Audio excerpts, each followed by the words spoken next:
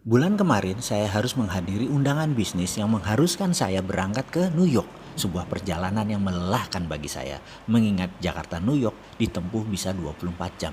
Dan saya malas membayangkan duduk dalam pesawat selama 24 jam tersebut. Gara-gara perjalanan tersebut saya jadi keinget pertemuan terakhir dengan senior saya di kampus dulu yang bekerja di New York University sebelum pindah ke Yale University di tahun 2003, yaitu Profesor John Barr, di mana saya waktu itu diundang sebagai salah satu responden salah satu riset yang dia lakukan. Sebagai seorang guru besar psikologi, di sana John dikenal dengan sebuah eksperimen yang bernama Barr-Holloway Theory. Karyanya demikian terkenal dan saya sangat bangga menjadi juniornya yang dipercaya untuk ikut di salah satu riset tersebut. Karyanya itu juga ditulis oleh Malcolm Gladwell dalam buku Blink sehingga menjadi terkenal ke seluruh dunia. Risetnya ini sederhana, yaitu menguji kekuatan kata-kata yang berefek pada tubuh manusia. Dalam riset Barr, dia bereksperimen terhadap 40 mahasiswa yang telah bersedia melakukan hal yang diperintahkannya untuk mengulang dan berkata-kata pada diri sendiri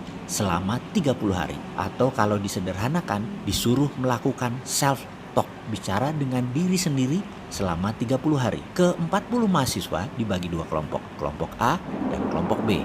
Kelompok A adalah kelompok yang selama 30 hari selalu bangun dan aktif setiap saat harus berkata pada diri sendiri hal-hal yang baik, yang positif, yang menyenangkan. Misalnya, hidup ini indah, hidup ini enak, cuaca menyenangkan, rezeki lancar, selalu sehat, Tuhan baik, pemerintah benar, kerja gampang, sehat, lucu, asyik, apapun kata-katanya yang berkonotasi fun, positif diucapkan berulang-ulang dalam hati selama 30 hari selama sadar. Kelompok B setiap hari mengatakan hal-hal yang negatif, yang sulit, yang tidak menyenangkan. Misalnya Tuhan jahat, memang nasib susah, kerjaan sulit, zaman gila, pemerintah korup, bangsa bejat, sialan, brengsek, cari kerja susah, jalan macet, sampah di mana-mana, pemimpin tolol, malas, semua hal yang memberi kesan marah, bete, galau, semua dikatakan berulang-ulang selama 30 hari selama sadar, kecuali tidur. Di hari ke-30, mereka diperintahkan untuk datang ke kampus antara jam 10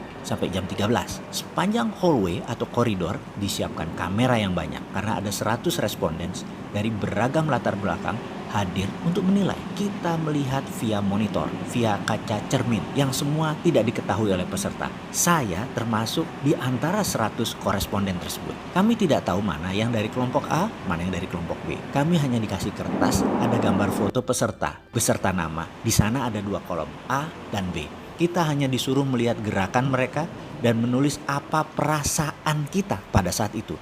Kira-kira mereka dari kelompok A dicontreng A. Kalau dari kelompok B, ya B. Sangat sederhana kan? Selama 3 jam, kami berseratus menilai setiap mahasiswa yang jalan melalui koridor panjang tersebut. Setelah selesai, kertas direview, dikumpulkan, dan kami lunch. Selesai lunch, 100 jawaban kami disorotkan ke layar LCD projector. Apa yang terjadi? Kami berseratus tepat menebak 40 peserta tersebut mana yang A dan B dengan ketepatan 95%. Kami semua kaget. Namun kalau dipikir-pikir, ekspresi atau aura atau citra diri mereka demikian jelas terbaca, cetok. Kekumuhan pancaran wajah peserta demikian jelas tergambar. Padahal ia pada saat itu menggunakan three-piece suit yang rapih, jas 3 lapis, sangat perlente. Kesuraman terpancar walaupun dia pakaian rapih. Dan dia dari kelompok B. Di sisi lain, pancaran gloomy atau berkilau wajahnya berbinar dari salah seorang peserta walau dia hanya mengenakan jeans dan kaos oblong. Demikian jelas terlihat sehingga mudah mengkonfirm bahwa dia dari kelompok A.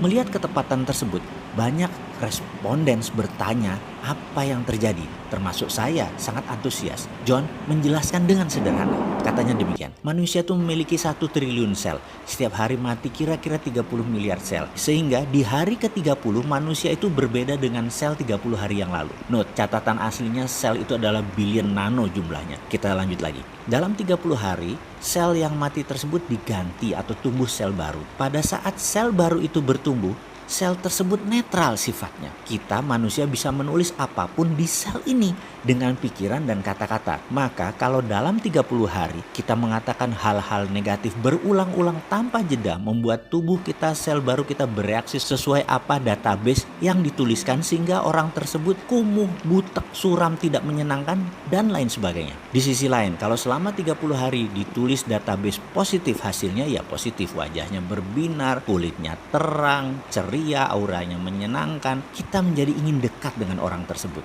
Demikian John menceritakan versi simpelnya. Lalu dalam hati saya berkata, inilah pelajaran yang saya dapat di Australia dulu, yang saya rangkum dalam video Sadar Kaya Advance. Dan inilah inti ajaran agama yang mengajarkan ini dalam agama saya, agama Islam. Berzikir, mengingat Tuhan, bahkan di bulan Ramadan. Kalau benar-benar 30 hari melakukan subconscious reprogramming seperti ini, semua orang bisa menjadi fitri, menjadi manusia baru setelahnya. Dan setiap agama punya pelajaran tentang hal ini. Bahkan di Islam lebih jelas lagi. Namun saya selaku pribadi nggak ngerti sainsnya sampai John Barth mengurai dari sisi ilmu pengetahuan seperti ini. Ya, dasar manusia seperti saya yang memang keminter, sok pinter. Apa-apa harus logika masuk dulu baru percaya. Padahal mbok percaya aja sama ajaran para nabi dan kekasih Allah. Selesai semua masalah negatif di dunia ini.